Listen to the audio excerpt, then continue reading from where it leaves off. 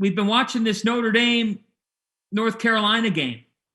And as Notre Dame's on the cusp here, how have they been able to do it?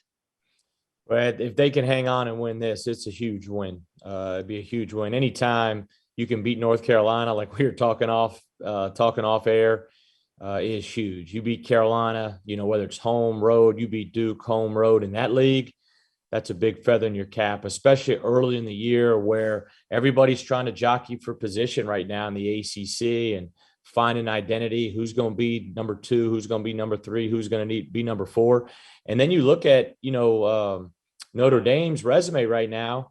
I know their overall record maybe 8-6 after tonight, but they've got a win over Kentucky now, and they're about to have a win over North Carolina. And so Mike Bray, I think when you look at the longevity success he's had, he's done a phenomenal job, and it's a huge win for them. Sean, your instant takeaways. What is wrong with North Carolina?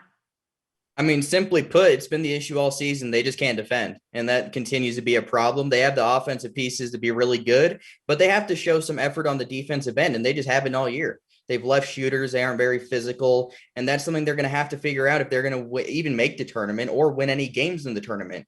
It's a big problem for them right now.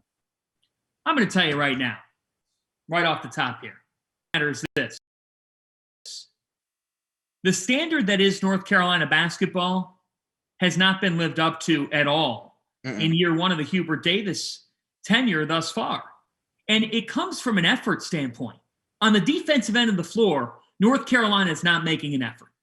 They're just not getting it done. You give up 13 three-pointers tonight to Notre Dame. The perimeter defense, the idea of a closeout in Chapel Hill, open up the basketball dictionary and start to get reacquainted to some of the fundamentals.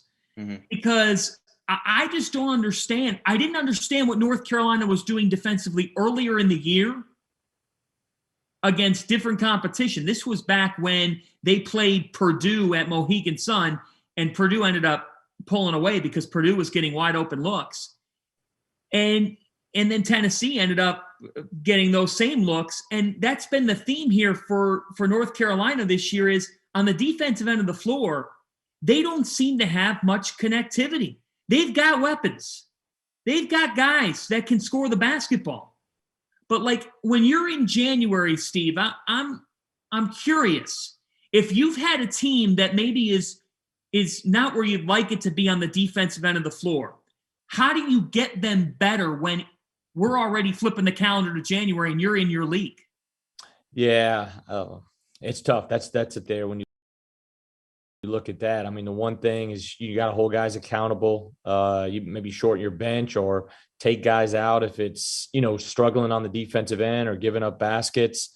When you find your identity is really, can you win big games on the road? That's when you find out about your toughness. That's where you find out how you guys are going to compete. Can you win on the road? Can you make big plays? Can you get big stops on the road in tough environments? And, it's hard to win on the road in the ACC, but, Carolina, they've had some tough losses. When you look at, we talked about before, Kentucky, Purdue, even you touched on some teams early in the year. Brown scored a ton of points on them. That game, in Brown, they run a lot, very skilled offense, spread you out, can shoot the basketball, but they scored a bunch of points. And so, Carolina, the thing, Hubert Davis was a phenomenal player and has done a great job, there as an assistant there at Carolina. He understands what Carolina is all about. And so, he's got the players' best interest at heart. He's invested in those kids. Of course. And so that's the thing. That's from a coach's standpoint, that's where it starts questioning, man, why can't we do this? But the one thing you find out, and we've talked about this before on air, is, the great teams have an identity. You have an identity, and especially, you look at these teams now. If you can defend, you've got a chance every night. And, I think that's got to be a big, big building block, for teams to be successful over the long haul. Sean, you have a thought?